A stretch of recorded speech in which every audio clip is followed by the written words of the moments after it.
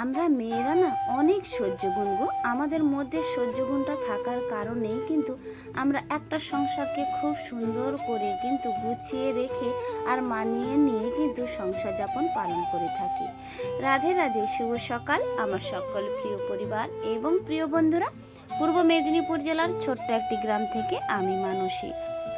বন্ধুরা, তোমরা কে কোথা থেকে আমার ভিডিওটা দেখছো একটু কমেন্ট করে জানিও। আর আশা রাখছি তোমরা খুব ভালো আছো। তোমাদের ভালোবাসায় কিন্তু আমি ভীষণ ভালো আছি।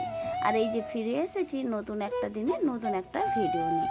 এখন থেকেই তোমাদেরকে সাথে নিয়ে আমার পুরো ব্লগটা শুরু করলাম। ভিডিও শুরুতে জানাই বড়দের প্রণাম, ছোটদের বুক ভরা ভালোবাসা। আমার MJ ফ্যামিলি ব্লগে তোমাদের সকলকে স্বাগত এবং অনেক অনেক ভালোবাসা। আজকের দিনটা হচ্ছে বৃহস্পতিবার আর এখন বাজে ঘড়ির কাঁটা ওই যে সকাল 6টা। তবে সকাল 6টা থেকেই শুরু করে দিয়েছি আমার বাড়ির সমস্ত বাসি আসি কাজ।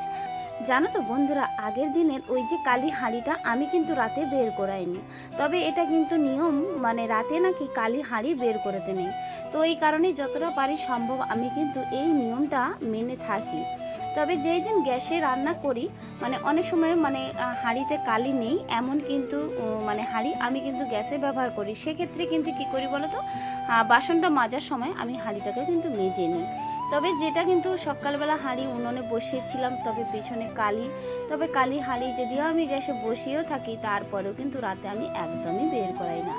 যে হাঁড়ির পেছনটা কালো তবে সে হাঁড়িটাকেই কালি হাঁড়ি বলা হয়। ওই জন্যেই আমি কিন্তু রাতে হাঁড়িটাকে আর বের করালাম না, একদম সকালবেলা উঠে পড়েই কিন্তু বাসি হাঁড়িটাকে বের করে আমি কিন্তু জলে ডুবিয়ে দিয়ে এসেছি।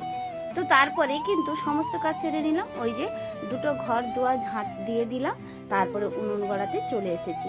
তবেই জানো তো, এই যে সববার প্রথমেই বলে থাকি আমার উনুন গড়াটাই হচ্ছে মানে রান্নাঘরটাই হচ্ছে আমার কিন্তু সমস্ত কিন্তু কাজের মধ্যে একটা সেরা জায়গা। কি বলতো, মহিলাদের প্রত্যেক দিন কিন্তু এই মানে রান্নাশালের মধ্যে এই সময়টা একটু বেশি কাটাতে হয়। তবে আমাদের দুটো ঘর থাকার জন্য দুটো জায়গা রান্নাঘর বলতে পারো। তবে এখানেও একটা রান্নাঘর, এটা উনুনে রান্না করার জন্যে। আর একটা তো সমস্ত দিন তোমরা দেখতেই পাও আমার কিন্তু দুয়ারে গ্যাস ফেলেছি, ওইখানেই কিন্তু আমার টুকিটাকি রান্নাঘর।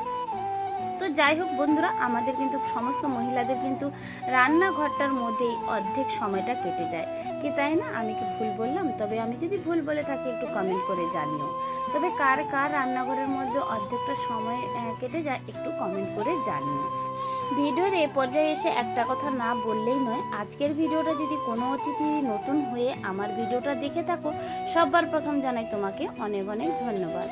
আর ভিডিওটা সাবস্ক্রাইব করে আমার ছোট্ট ফ্যামিলিতে মিষ্টি সদস্য হওয়ার অনুরোধটুকু রইল।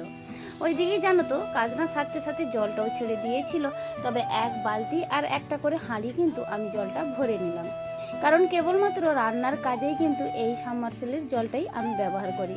আর তাছাড়া সমস্ত কাজ কিন্তু আমি পুকুর পাড়ে গিয়েই কিন্তু মানে কাজটা করি। আর ওই কারণেই এত জল আমি তোলার ক্ষমতা নেই। তাছাড়া তোমাদের দাদাভাই কিন্তু কল থেকে আমার সমস্ত দিনের জল সকাল বিকেল কিন্তু বইয়েও দেয়, তাতে কোনো সমস্যা হয় না। এই চলছে আমার দুজনের সংসার। যাই হোক, তারপরে কিন্তু চান টান সেরে নিয়েছি, এখন কিন্তু ছাদে চলে এসেছি। তবে আজকে ভীষণ পরিমাণে রোদ জানো তো। তবে নাকি খবরে শোনাচ্ছে আজকে নাকি বৃষ্টি হওয়ার সম্ভাবনা আছে। তবে জানি না কতটা পরিমাণে সত্য, তবে এখন নাকি আবহাওয়া দপ্তর যাই বলে ঠিক তাই কিন্তু হয়েই থাকে। এটা কিন্তু একদম ঠিক। তো যাই হোক, সন্ধে পর্যন্ত বন্ধুরা তোমরা আমার ভিডিওটা দেখতে থাকো একটু স্কিপ না করে। তাহলে যদি সন্ধে ঝড়টা হয়, একটু ঠান্ডা ওয়েদার হয়, অবশ্যই তোমাদের সামনে নিয়ে আসছি। ওইদিকে জামা কাপড়গুলো মেলে এখন কিন্তু চলে যাচ্ছে ছাদে। তবে সকালবেলাটা এতটাই পরিমাণে রৌদ্র আর এমন গরম কি আর বলবো, তারপরেও কিন্তু আমাদের সমস্ত কাজগুলো করে নিতে হচ্ছে আমাদের প্রতিটা মহিলার ক্ষেত্রে। একটা ছেলেরা কি করে বলো তো, যে তারা একটাই কাজ নিয়ে থাকে, ওই যে ইনকামের পথ। তবে সংসারের প্রতি তাদের কোনো দায় দায়িত্ব থাকে না। একটা মেয়ের ক্ষেত্রে কিন্তু সমস্ত কাজ কিন্তু একার হাতেই করতে হয়। বিশেষ করে যারা কিন্তু বাইরে বেরোয় তাদের তো একদম মানে ঘর বাইর দুটোই সামলাতে হয়। আর যারা মহিলারা ঘরের মধ্যে থাকে তাদেরকেও কিন্তু অনেকটা মেমোরি লস করেও কিন্তু এনার্জি দিয়ে কাজ করতে হয়। তবে কি বলো তো, কোনটার পরে কোনটা করলে কি হয়, কোনটার মধ্যে কত টাকা সেভ করা যায়, এসব কিন্তু আমাদের একটা মহিলার ক্ষেত্রে একটা বিরাট অবদান রয়েই থাকে। তো যাই হোক, মহিলারাই কিন্তু আমাদের কিন্তু ভীষণ পরিমাণে কাজের মানুষ। তো ওইদিকে কথা বলতে বলতে দেখো চলে এসেছি একদিকে ছানাটা কাটিয়ে নেওয়ার জন্য, আর একদিকে একটু চাও বসিয়ে দিয়েছি। আচ্ছা চলো, সমস্ত কাজ করতে করতে তোমাদের সুন্দর সুন্দর কমেন্টের উত্তরগুলো দিয়ে দিই। ওইদিকে মৌমিতা দিদিভাই অনেক দিন পরে কিন্তু কমেন্ট করেছো। তবে আমি ভেবেছিলাম দিদিভাইয়ের কি শরীর টরীর খারাপ হলো, তবে কেন আমার ভিডিওটা দেখেছি কিনা বুঝতেও পারি না, একটা কমেন্টও আসছে না। দিদিভাই তোমাকে জানাই অনেক অনেক ধন্যবাদ ভিডিওটা দেখার জন্য। আর তুমি কেমন আছো দিদিভাই একটু কমেন্ট করে জানিও কিন্তু। তারপরে কমেন্ট করেছে মিষ্টি মৌনজিৎ রয়, তবে খুব সুন্দর হয়েছে ভিডিওটা।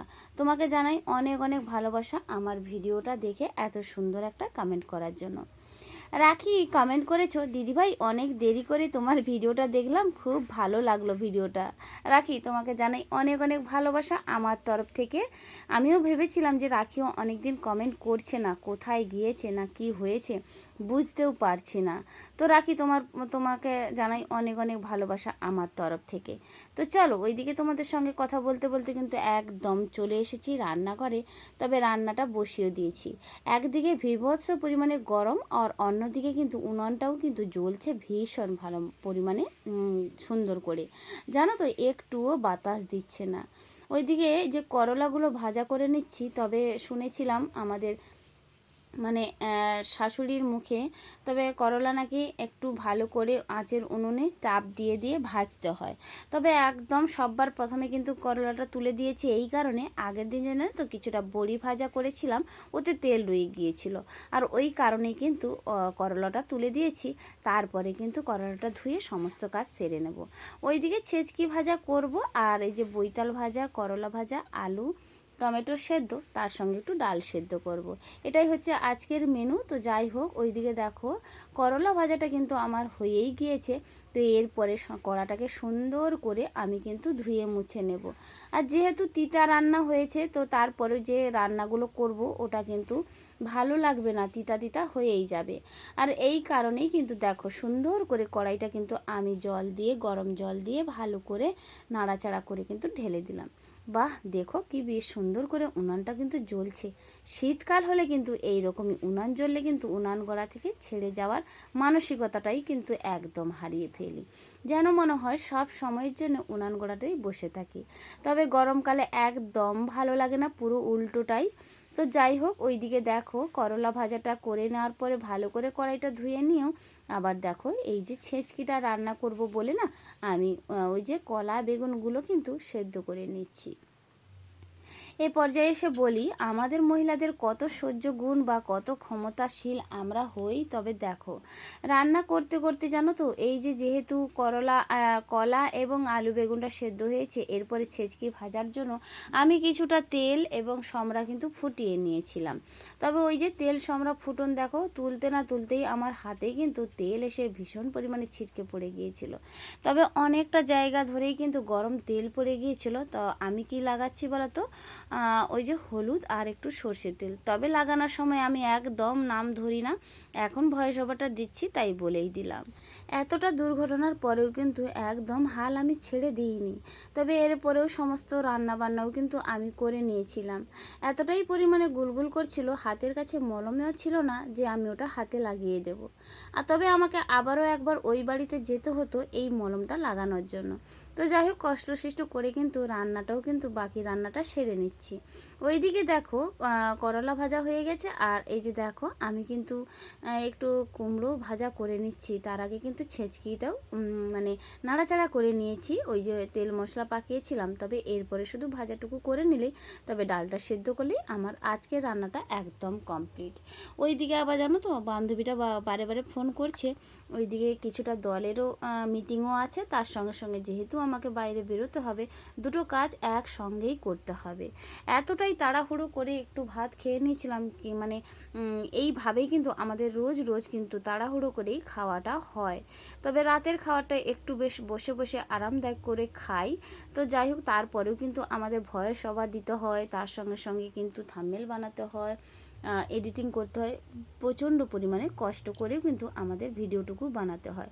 ওইদিকে দেখো ছেচকি ভাজাটাও আমার কমপ্লিট হয়ে গেছে। তো চলো এরপরে কিন্তু সমস্ত রান্না বান্নাগুলোকে গুছিয়ে আমি কিন্তু ও বাড়িতে নিয়ে চলে যাব। কারণটা এই যে এত গরমে এখানে রান্নাঘরে বসে বসে খাওয়ার মানসিকতা হারিয়ে ফেলি। তবে একটু পাখা ছাড়া কিন্তু খাওয়াই যায় না। তবে রুমের মধ্যে পাখা আছে, একদম বসার জায়গাটা শর্ট। যাই হোক, ওই বাড়িতে কিন্তু দুয়ারটা বসে বসে বেশ সুন্দর করে আরাম করে খাওয়া হয়। আর ওই যে দেখো সমস্ত রান্না বান্নাগুলো কিন্তু এখন নিয়ে চলে আসতেছি ও ঘরের মধ্যে। তবে কতটা পরিমাণে আমাদেরকে কষ্ট করতে হয়। আর একে তো আমার রান্নাঘরটা অনেকটা দূরে, তোমরা তো ভিডিওর মধ্যে দেখতেই পাচ্ছ।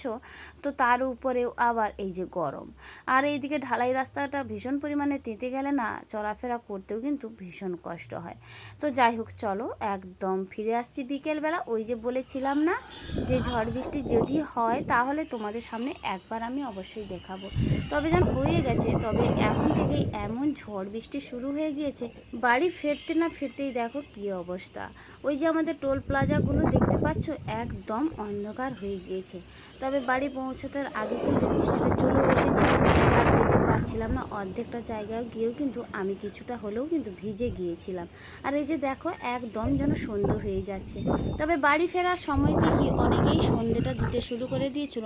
তারপরেও কিন্তু বৃষ্টিটা হয়ে যাওয়ার পরে অনেকটা বেলা কিন্তু ছিলই। তবে ভাবলাম যে মনে হচ্ছে একদম সন্ধে হয়ে গিয়েছে। না, ঘড়ির কাঁটা দেখলাম যে 4টা 15। তবে এখন থেকেই অনেকেই সন্ধে দেওয়ার পরে কী যে হাস্যকৌতুক ব্যাপার হচ্ছে সেটা আর বলে বোঝাতে পারছি না। সিম্পল হাউস ওয়াইফ থেকে দিদিভাই কমেন্ট করেছো, শুভ সকাল দিদিভাই, তোমার খুব ভালো লাগলো তোমার ভিডিওটা। তবে শাড়ি পরে তোমাকে অনেক সুন্দর লাগছিল গো দিদিভাই। তবে দেখো দিদিভাই, আগেই বলি শাড়িতেই নারী, এ কথাটা আমরা কিন্তু প্রত্যেকেই জেনে থাকি।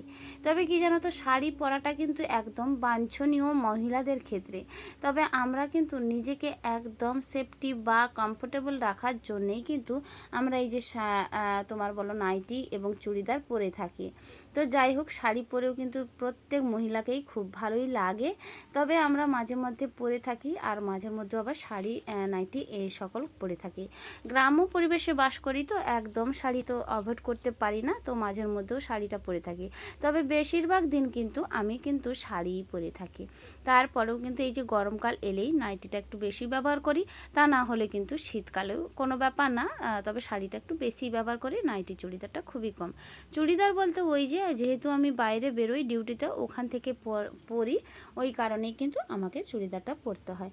তো যাই হোক দিদিভাই, তোমাকে জানাই অনেক অনেক ধন্যবাদ ভিডিওটা এত সুন্দর একটা কমেন্ট করার জন্য। ওইদিকে বাড়িতে এসেও না ঘর দুয়ার ঝাড় দিয়েছিলাম, কিছুটা বসেও রেস্ট করে নিয়েছিলাম। তো তারপরেও এখনও দেখছি সন্ধে হয়নি গো, মানে সন্ধে দেখানোর সময়টুকু হয় না। বসে বসে কী করলাম বলো তো, একটু আটা মেখে নিলাম। তবে দেখো কারেন্ট যেহেতু নেই, ফোনের আলো জ্বেলেই কিন্তু ফ্লাক্স লাইট জ্বেলেই কিন্তু আমি রুটিটা বানিয়ে নিয়েছিলাম। এর কারণ হচ্ছে যে রাতের দিকে যদি করে একদম কারেন্ট না আসে, তো এই কারণেই কিন্তু রুটিটা তড়িঝড়ি করে নিয়েছি। তবে রুটি করেছি জানো তো, সকালে একটু ছেঁচকিও আছে, তার সঙ্গে সঙ্গে বৈতাল ভাজাও আছে, তবে মিষ্টি আছে, অবশ্যই দুধও আছে।